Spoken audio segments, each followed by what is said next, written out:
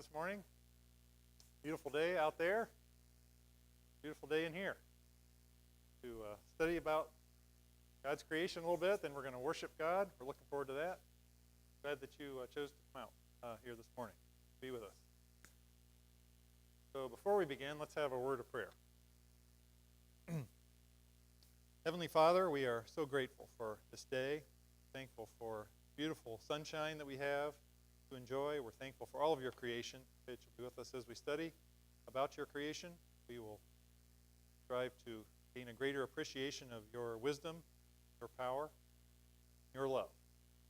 We're thankful for all the blessings we have in this life. Most of all, we're thankful for Jesus and his sacrifice for our sin. I ask you to be with those who are in need of prayer. Pray for those who are grieving losses among their family and friends. Pray for those who are sick. Healing hand might be upon them. To your will. Thankful again for Jesus. In his name we pray.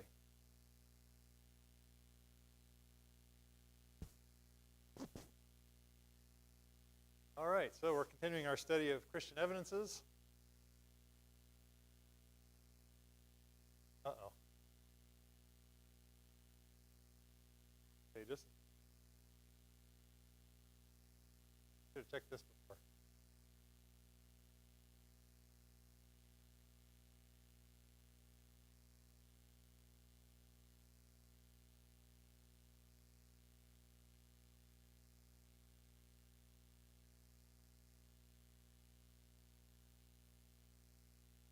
Well, can you run the slides for me?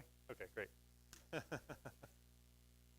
All right, so this was kind of one of our introductory slides. The goal of the class is to look at evidence.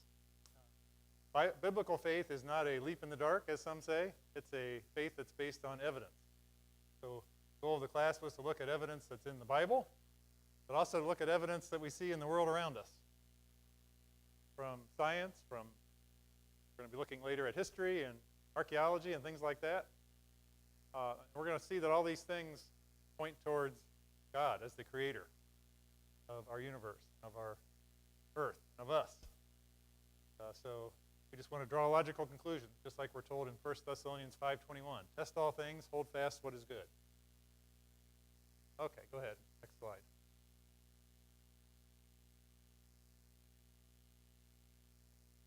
All right, so this is a slide we looked at a couple of times, I guess, in this class. Just going to recap what we talked about last week. We started on arguments for the existence of God, arguments in the sense of logical evidence or lines of reasoning that point towards God. And one of those evidences was called the cosmological argument, which is basically that the universe is here. It had to get here somehow, and the creator of the universe points to God. So we looked at the origin of matter from the first and second law of thermodynamics. Matter could not have created itself. Matter could not be eternal. Therefore, it had to be created. Go on the next slide. So the logical statement of the cosmological argument from last week, everything that had a beginning had an adequate and antecedent cause. The universe did have a beginning, we talked about last week. Therefore, the universe had to have an adequate and antecedent cause. Go on to the next slide. The universe had a beginning. We must explain the cause. The cause must be adequate. That is, it must be powerful and intelligent to create what we see around us. We looked at a video last week of how the magnitude of the universe, it kind of described that. So the cause of the universe had to be adequate. It also had to exist before the universe. The Bible has the answer, and that is God. More slides, maybe? Last week at the end of class, we started the design argument.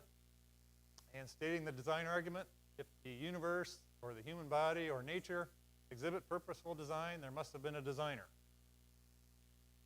Premise 2, the universe, human body, and nature do exhibit purposeful design. Therefore, the conclusion we draw is that universe, human body, nature had a designer.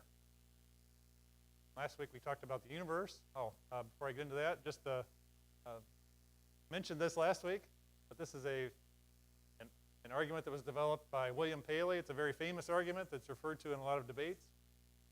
where he talked about if you found a stone, you would rightly conclude that that stone just appeared there.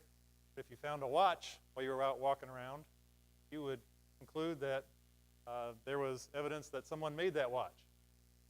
There was a watchmaker. So he develops that argument very thoroughly.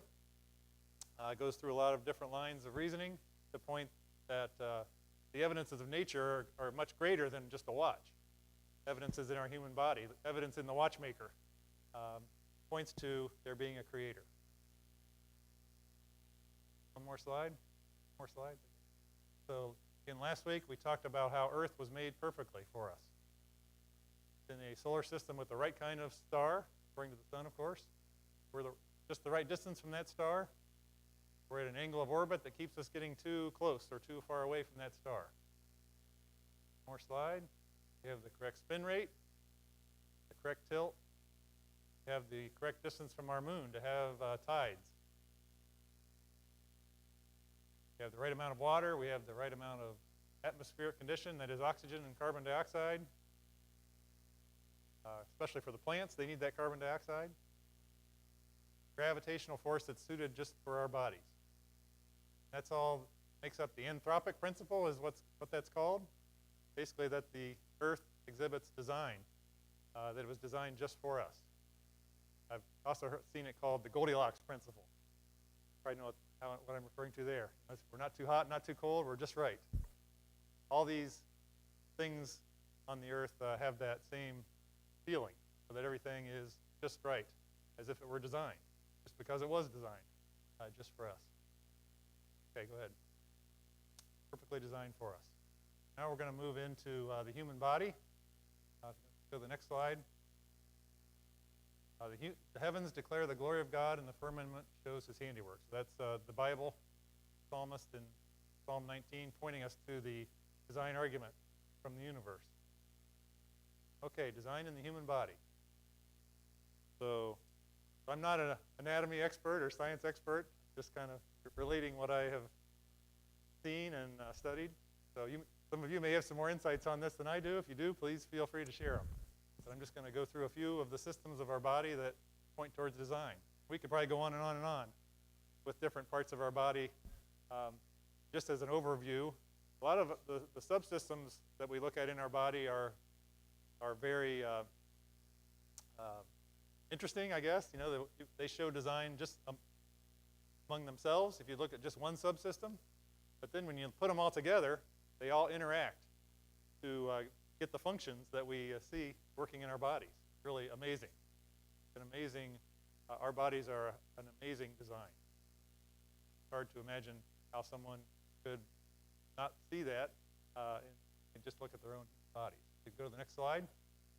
These are just a few of the things we're going to talk about, but again, we could go on and on about different parts of our bodies. Okay, we're going to look at the mouth first. A couple things about the mouth. The tongue. I'm going to go on one more slide. The tongue has heat sensors. It has 9,000 taste buds. It secretes an antibiotic because, of course, the mouth is a potential entry point for germs. So it has an antibiotic that it secretes. It's in the right position to usually avoid chewing. If you look at the mouth, the tongue is kind of inside the teeth. Occasionally it gets in the way, but usually it's out of the way. It's not too large to interfere with swallowing or breathing, again, in most cases. And, of course, the tongue also helps us speak. So there's a lot of function just in that little flap that's in our mouth. Think about it. Saliva also is the glands that are smart enough that it only secretes the saliva when needed. It moistens the food. It also has a germ killer in it. It starts the breakdown of starch. And it also has a solvent which cleanses the teeth. It includes a mucus which lubricates the pharynx to enable swallowing. Those are all functions of the saliva. That's just a couple points of the mouth. That we could go on and on just about the mouth, I guess, different parts of the mouth. Any comments so far or questions? Okay. Let's go on to the stomach. So really, the digestive system is one of those things that there's a lot of subsystems feeding into it. that all work together to digest our food, but the stomach is one part of that. It digests food at 98.6 degrees. The stomach is a fleshy, it's a fleshy thing, fleshy organ, but somehow it's a what? Sac, okay. But somehow it doesn't digest or damage itself, despite the fact that it uses something similar to hydrochloric acid and other gastric chemicals to digest the food. Yes, sir?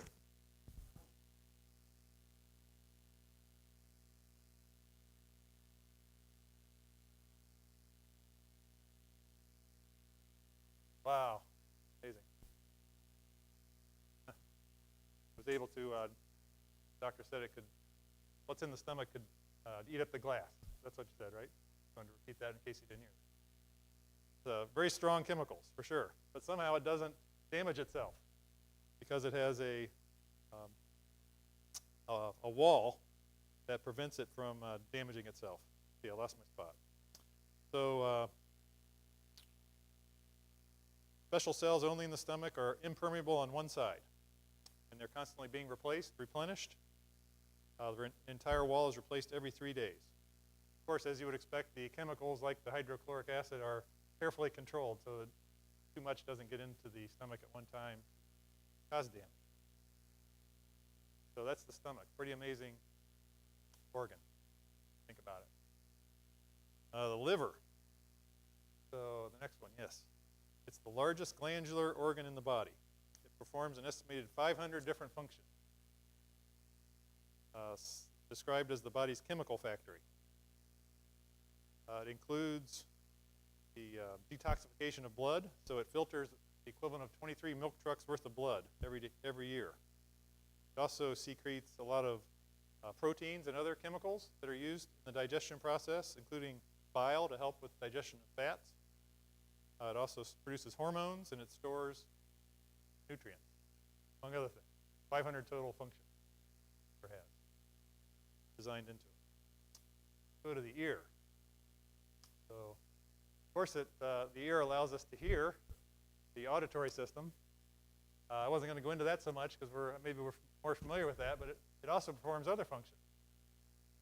Namely, helps us with our balance. We have 3 semicircular canal structures on the right side there, internal ear, that allow us to walk upright. It detects acceleration in the 3 different planes by use of small hair cells to detect movement in fluid levels in these canals. And this information is transmitted to the brain and it allows us to move and adjust to however our inner ear is sensing our movement of our head. So it's really an amazing system. Comments so far? Going through this pretty quick, but I'm just trying to give a flavor of the design that's in our bodies. Yes, sir.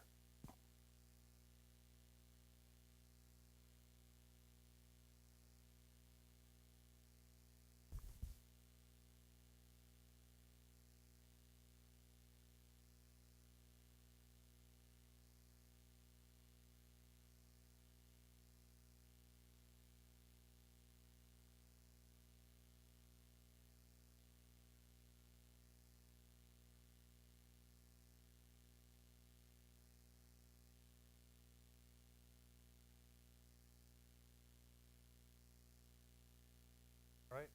Very good. Very good. Any other comments? All right.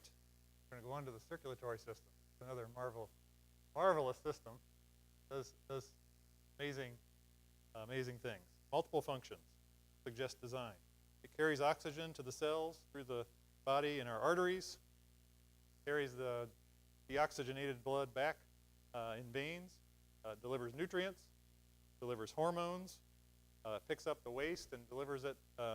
Takes it where it needs to go to get expelled. It's part of the immune system, so it functions fighting infections.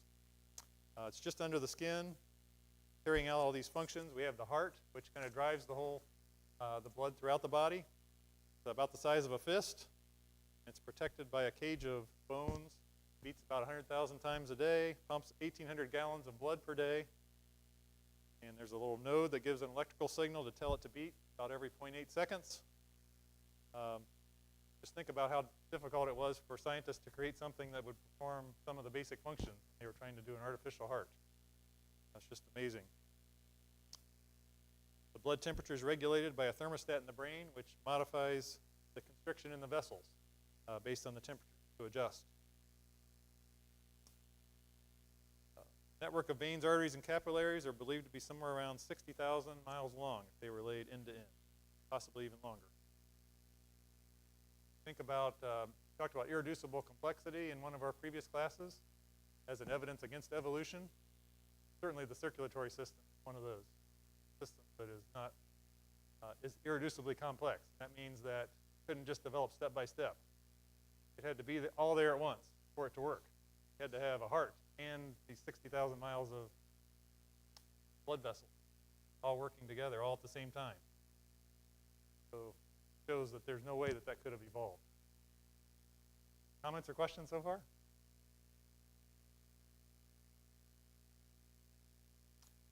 The skeleton. So I didn't make a slide on this one, but our skeleton has, at least in an adult, we have 206 bones. This allows us to move around. It provides support and structure, protects organs underneath. We talked about the heart being protected, but our brain is another thing that's protected by the skull. Works with muscles. The bones work with muscles to allow us to move around, and provides calcium, phosphorus, and other minerals for our metabolic system. Not only that, but the bones also make red and white blood cells. Again, marvelous evidence of design. Multiple functions of the skeleton of the bones we have in our body. The skin. Let's look at that one. The largest organ in the body, at least surface area-wise. Think about that. Protects our organs and tissues and our blood vessels. There's sensors that communicate touch. When we touch the podium here, it senses that and sends a message to the brain so that the brain can react to whatever it's being touched. Like, for example, if we touch a hot stove, it tells the brain will tell us to get your hand off of that. Let's see, what else? We have sweat glands that help us to control temperature. Like some of the other organs of the body, it's constantly replacing itself, the skin. So, also it has some healing mechanism. So if you poke your finger, there's platelets that will come to the spot and help it to coagulate or clot so that you don't bleed to death. It'll eventually heal. All that's in the design of the skin. Another amazing organ of the body. Sometimes we take all these things for granted. They're really wonders of design. Yes? Yes. Right. Really, I mean, like I said before, that the skin itself is amazing, but just how it interrelates to the nervous system, the circulatory system, they all work together to perform all the functions that we sometimes take for granted. Really amazing evidence of design. Okay, slide for me. We have a video I found on eyes. Look at that one, it's a really short video.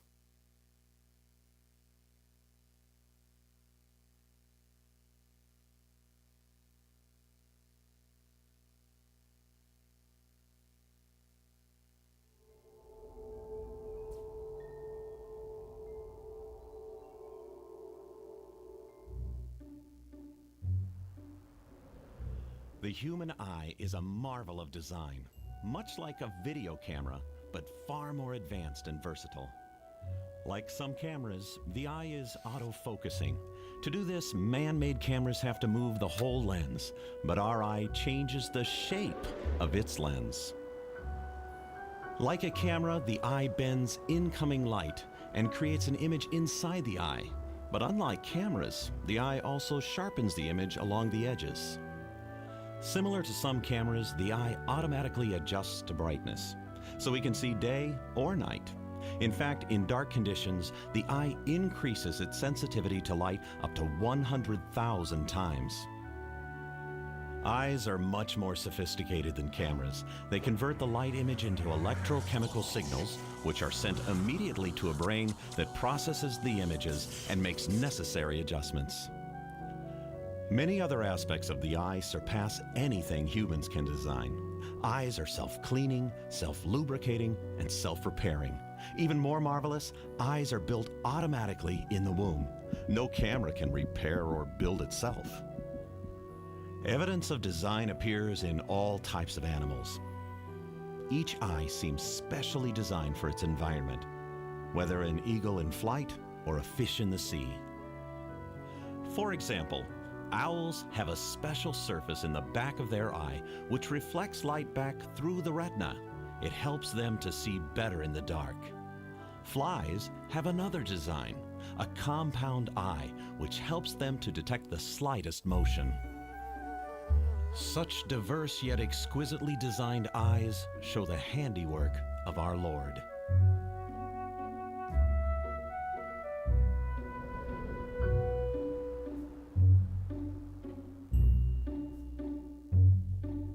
Right. Lord. That video, by the way, was from Answers in Genesis. I've been referring to Apologetics Press a lot in this class. I use a lot of their materials for what I'm talking about and their videos, but Answers in Genesis also has some good materials on evidences for creation. That's the organization that does the Creation Museum and Park. Okay. Let's see. Just some other systems, just mentioning briefly.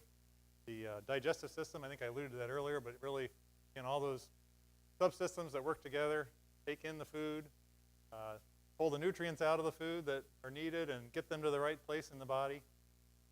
Taking what we don't need, the waste, and getting them out of the body, out of the way, like a trash system. It's amazing. Our brains couldn't eat way beyond my understanding, but more complex than computers. Memory is amazing. The way it can react to our environment. 5 senses, what communication of 5 senses of the brain and reaction. Just these things are all wonderful evidences of design. Our reproductive system. So I want to go to the next slide. If the human body exhibits purposeful design, there must have been a designer. The body does exhibit purposeful design, so therefore the conclusion, the human body had a designer. Any comments? All right. Oh, yes, sir.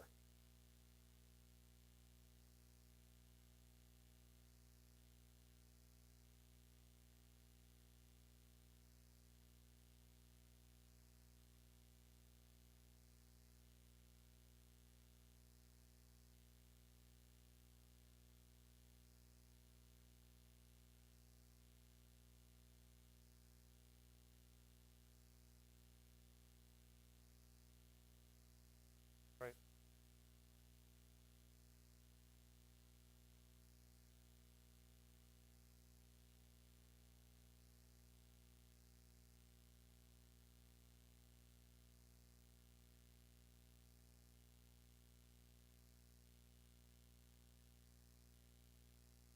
No. Creates disorder. Creates disorder, not order in design, right? Yes. Very good. Good point. Yes, sir.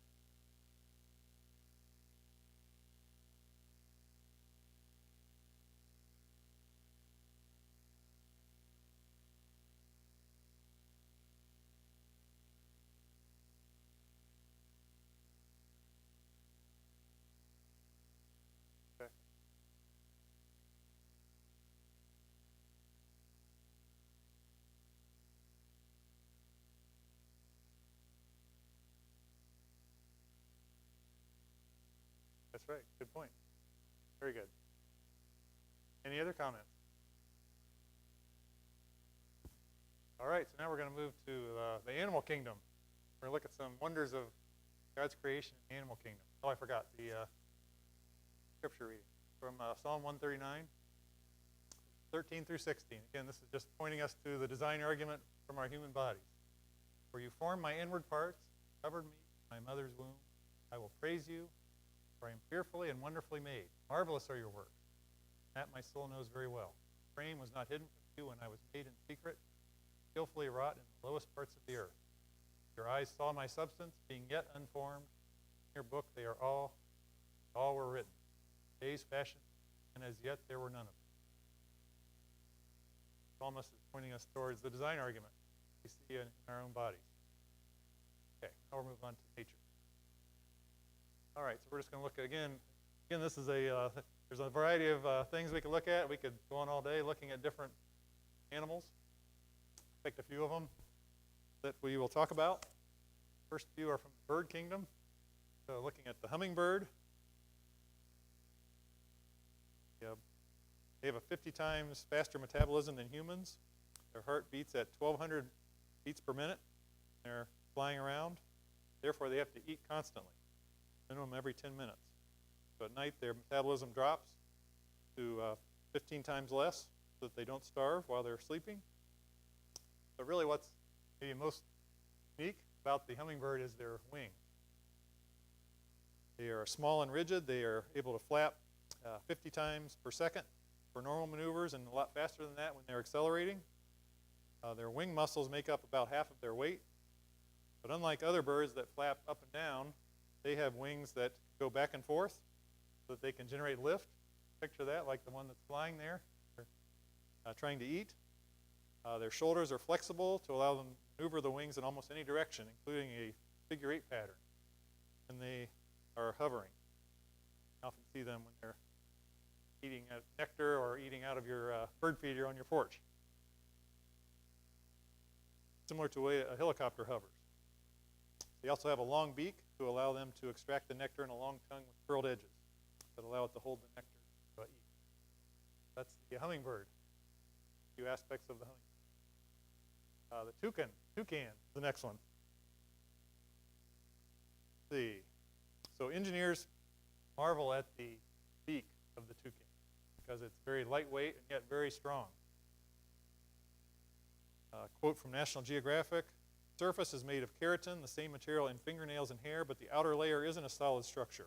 It's actually many layers of tiny hexagonal plates overlapping like shingles on a roof. The interior is different from the shell. It's made of bone. It consists of light yet rigid foam made of little beams and membranes.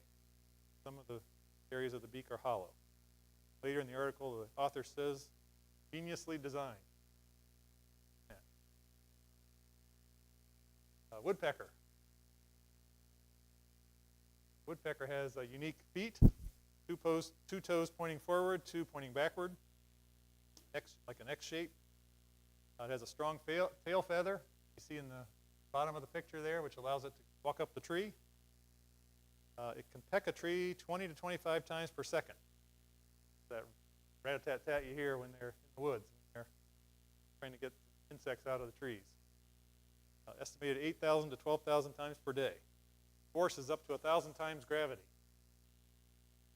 How does this poor bird's head take that beating? Question. Because it has a design to absorb it. Go ahead.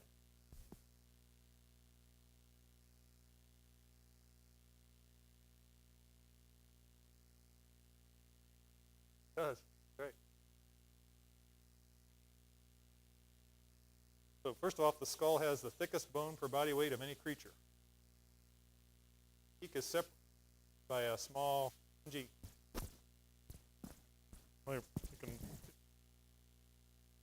The beak is separated from the head by small spongy cartilage that absorbs the shell.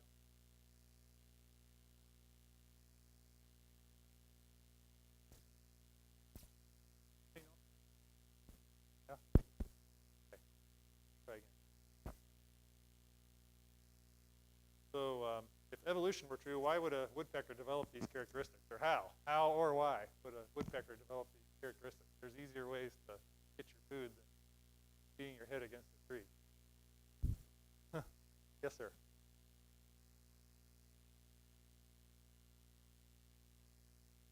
Yeah.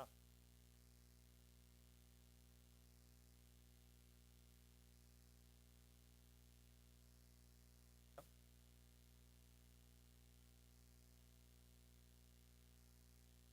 You're right. Right. Another. So not only the head and the beak, but also is an amazing wonder, and the cartilage between them. So, wonder of nature. Woodpecker's so interesting, we have a cartoon about them. Okay, let's go into the bombardier beetle. Moving into the insect world now. So we have a video on this one from Apologetics Press.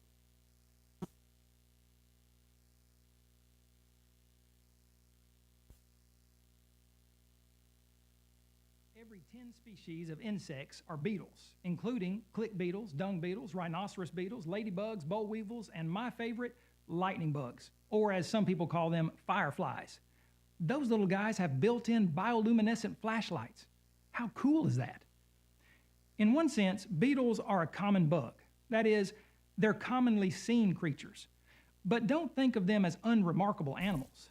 Beetles do some exceptional things that testify to a grand designer. Consider the bombardier beetle, which has a kind of bomb in its belly.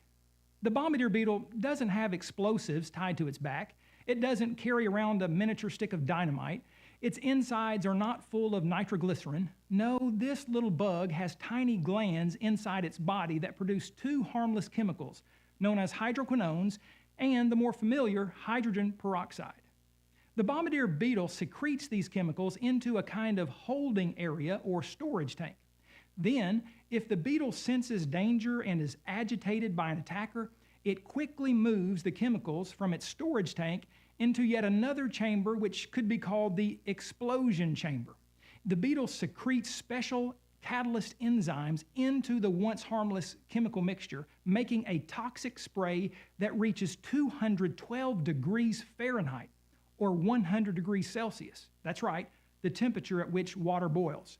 So amazing and effective is this bomb-making abilities of the bombardier beetle that scientists have sought for several years to learn all they can from its intricate design features. In fact, researchers admit that understanding this beetle better could lead to significant advances in combustion research. Amazingly, when the bombardier beetle bombs away, it doesn't blow up. It doesn't develop a high fever and die. The noxious spray doesn't eat through the chamber walls and kill the beetle. No, the beetle sizes up its attacker and quickly rotates two rear nozzles at the end of the explosion chamber so that they point in the precise direction of the attacker. The bombardier beetle then fires the boiling hot mixture toward the enemy with pinpoint accuracy in a high-speed, rapid-fire, machine gun-like fashion at about 500 rounds or pulses of toxic spray per second. Years ago, Time magazine described the defense system of the bombardier beetle as extraordinarily intricate, a cross between tear gas and a Tommy gun. They noted how the special fluid of the beetle is pumped through twin rear nozzles, which can be rotated like a B-17's gun turret to hit a hungry ant or frog with bullseye accuracy. A few years later, Science magazine published an article by Jeffrey Dean and his colleagues who highlighted the fact that the ejection system of the beetle shows basic similarity to the pulse jet propulsion mechanism of the German V-1 buzz bomb of World War II. Evolutionists allege that this amazing insect is the product of millions of years of evolution. Can you imagine the evolution, really, of the bombardier beetle? If this theory were true, then there had to have been a time when the bombardier beetle did not produce a toxic spray.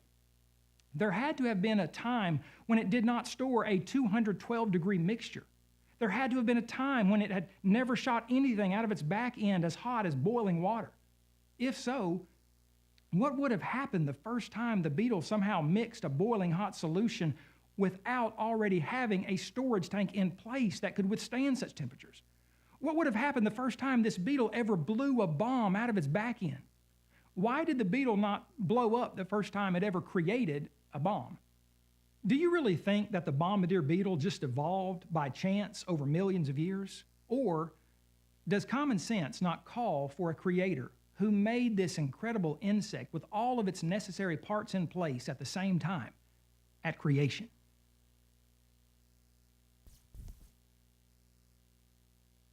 Certainly an interesting creature.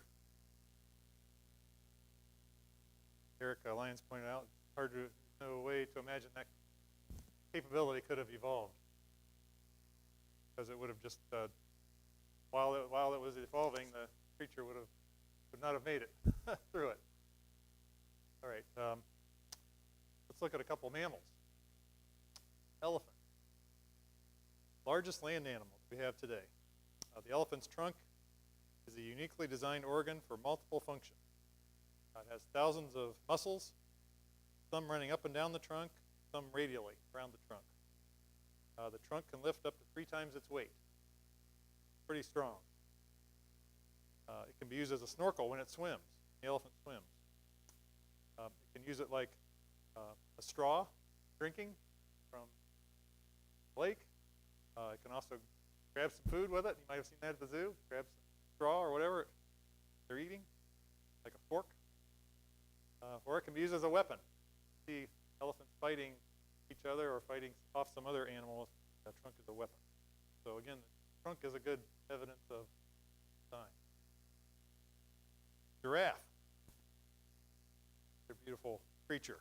They're a beautiful mammal that God created. Tallest mammal. It's able to extend its neck to eat leaves found in high trees, as you've probably seen at the zoo. Somehow it's able to maintain circulation to the brain, which is 8 feet above the heart. 8 feet above the heart. This is a wonder of itself, because the heart is designed for that. It's got 2 feet long and 20 pounds. So it's got a big heart, in other words, to pump blood all the way to the top of the head when he's stretching. The giraffe has very high blood pressure, as you might expect, up to 3 times that of man. But what happens when this giraffe leans down? What happens when we lean down quickly? Your blood rushes into your head, right? Giraffe, it would be a much worse situation, because the blood pressure is 3 times higher. Fortunately for the giraffe, the circulatory system has control valves that close when the giraffe leans down. The network of blood vessels stabilizes the blood pressure, preventing a rush of blood to the giraffe's head. Just more evidence of design. Giraffe. Electric eel. So there's a video on this one. This might be close it out with this one. I think it's about 4 minutes. Maybe I'll just save this for next week, actually. I think I'm afraid I'm going to run over time. We can look at some other wondrous creatures. Go to the next slide. The vulture. One of the ones I like to see in nature. They're not nice-looking creatures, but they have a function, right? They're the cleanup crew that God designed. They have all the necessary features to take care of that trash function. Strong beak and senses to find the carcasses. Group communication structure so that they can get the murder, is that the right term? There's a bunch of them around. Murder of vultures. There's food around. Bumblebee. How about a bumblebee? How does that bumblebee fly? Is the question. Got a pretty good sized creature, but small wings. Somehow it's been designed to be able to fly. One on the right you can't see very well, but it's a praying mantis. Very interesting insect. Just a wonder of creation. On the left is a blue whale, biggest mammal that we know about.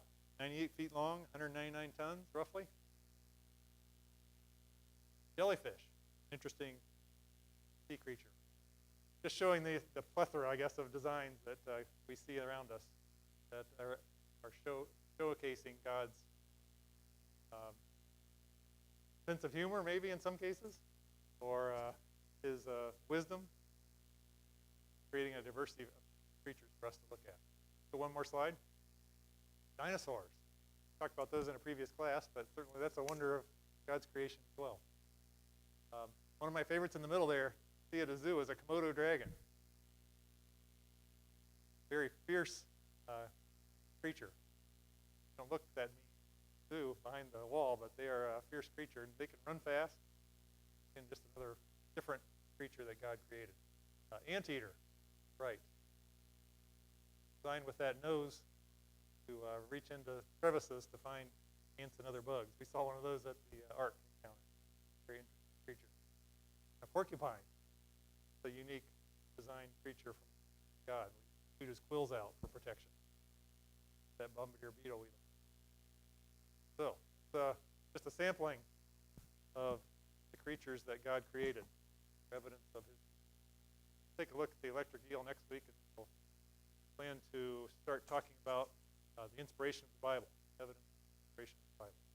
Any last questions? We got a minute left. Yes, sir.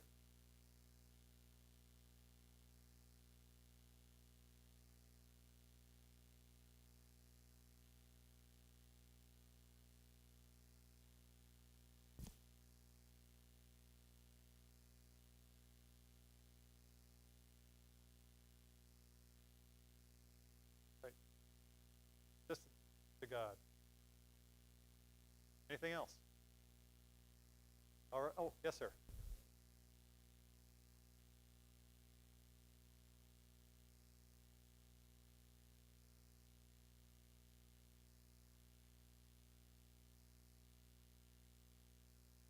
That's right.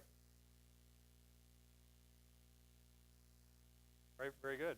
All these, like our subsystems in our body work together, the creatures of nature work together as well. There are some creatures that rely on other creatures to live, for example. Wonders of God's creation.